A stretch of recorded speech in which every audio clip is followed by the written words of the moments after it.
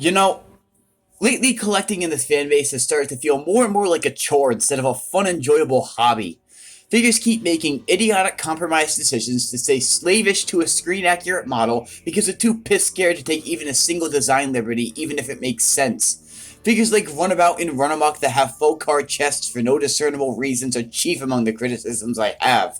And this is all because people seem to think that every car former has to have a chest made up of the hood of the car, and God forbid we break the screen model for half a second and Gotbot Trill will have his head explode. And while articulation and engineering complexity might be great to a certain extent, I also feel like it's come at the cost of compromising the quality of the materials. My gay hands, as stated in a lovely YouTube comment, you know, the ones that spam the shit out of your comment section with degenerate horny posts and spam bots all over the goddamn place, pointed out ever so nicely that I apparently mishandled my Earthrise Optimus when the original copy essentially disintegrated in my hands, but there was an era where you could yeet a toy down the stairs and the paint wouldn't even chip. Honestly, Hasbro needs to go back to the classics formula, where they were in the wild west of new engineering ideas and innovation, with creative designs and non-intrusive gimmicks. I've used Reveal the Shield, Rekgar, and Combiner Wars Ultra Magnus as the classic examples of everything that Hasbro can do right when they invest the time and effort into doing so. George Dean brought up an excellent point on bot posting of where Hasbro's priorities have lied lately. In making posable action figures instead of an actual Transformer. Transformers are not traditional action figures. You can't mash the articulation of a figure arts figure in with a transformation of a third-party masterpiece and still have it be affordable to the average mainstream market. Unless, of course, you're talking about Reveal the Shield Rekgar and or Siege Springer, in which case you floated right into a transdimensional plane and broke the laws of physics, economic, and engineering laws with the sheer level of awesome and gravitas that you managed to pull out of your ass. But what if? What if they had a classics line with Beast Wars? Welcome to today's stop motion review. Today we'll be taking a look at War for Cybertron Kingdom Deluxe Class Cheetor. Cheetor is part of Wave 1 of the Deluxe assortment and finally arrived to my house in 2021 as a triumphant return to Beast Wars comes back to store shelves.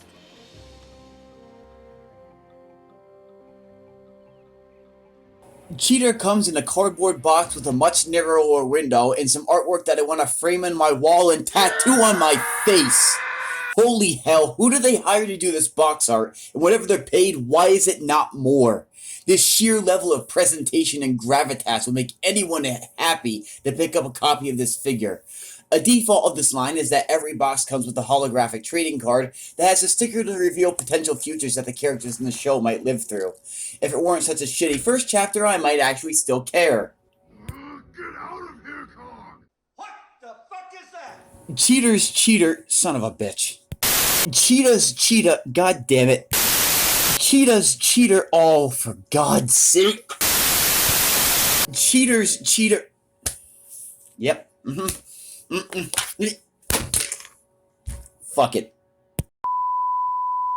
Cheetor's Cheetah mode is one of the most impressive beast modes we've ever gotten in recent years, with the borderline perfect agile proportions and dynamic, bordering on legendary articulation of it, with an opening and closing mouth, front legs with a butterfly hinge, and forwards and outwards movement, double knees, paw tilt, bend, and rotation. This thing knocks the pants off core class Rat Trap in terms of posability, but I wish it could have done more with the head.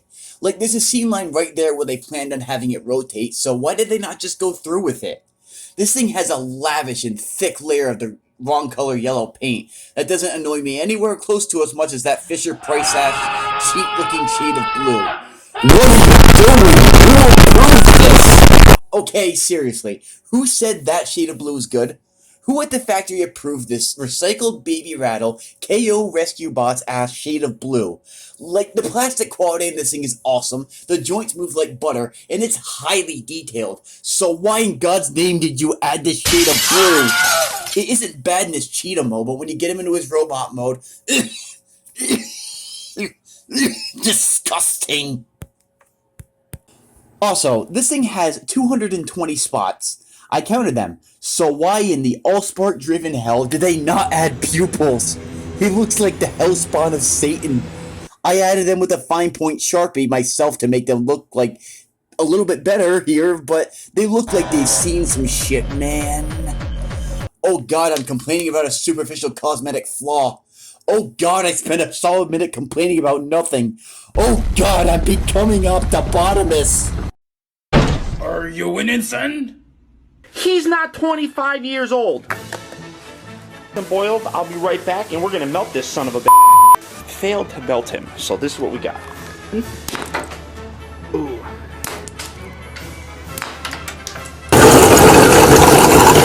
All of what I just griped about does not mitigate the thickness and crisp application of the god-tier cosmetics on this thing. There are 220 spots on this thing, along with the yellow for the cheetah mode, orange eyes, and that disgusting shade of blue.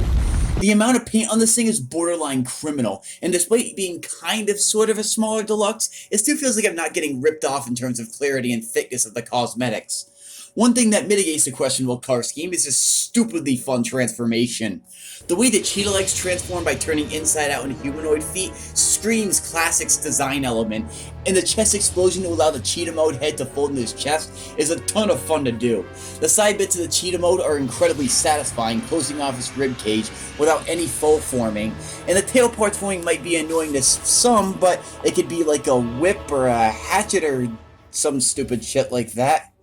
I get what they were going for, some primitive bonk stick to send bot posting to horny jail, but I kinda wish he had his gut gun thing, even if it did essentially mean that he was gonna have a giant maximal scrotum blaster. I love his smarmy-ass fold himself cat smile that captures his spirit animal, no pun intended, perfectly. Perfect for ripping Mises to pieces. The sculpted detailing on this thing is incredible, but hear me out here. Does anyone else kind of want to see some flocking and actual fur texturing on these things?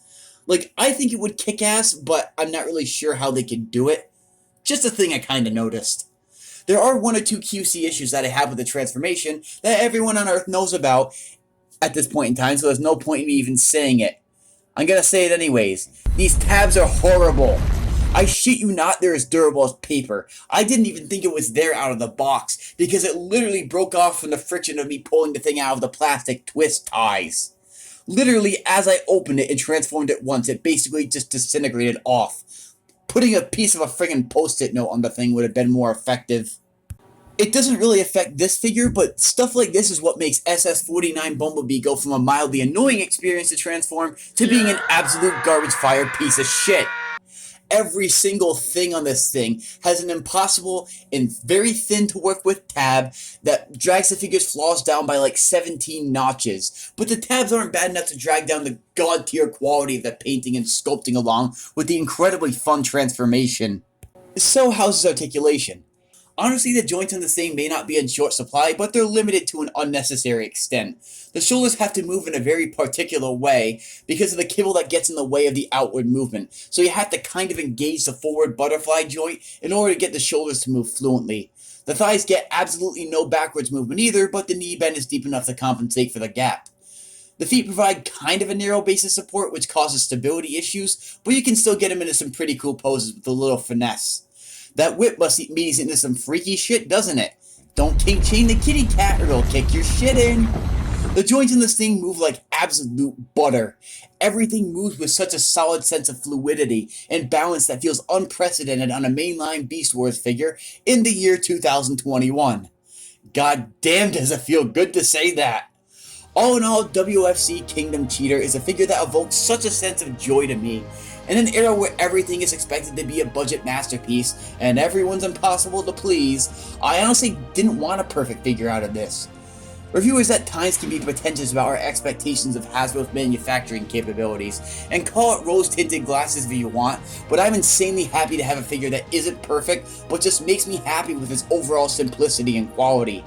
Even though the robot mode is kind of admittedly the weaker half, the cheetah mode kicks so much ass it isn't even funny. I give Cheetor the ranking of a 9 out of 10. A lot of people are going to be less generous about their ratings, but given the number of times I've transformed the thing, the play value and the fun it's given me over the very short period of time I've owned it for, I honestly think this thing friggin' rips. Too bad Hasbro Pulse put me through actual cock and ball torture to get the damn thing. So, oh boy, Hasbro Pulse got the wrong address listed on the first time I tried this. So, they sent me a replacement copy, this one, but then they also sent me a second replacement copy and didn't charge me for it, so don't know what I'm gonna do with 2 Kingdom Cheetors, but good, cool. Bye!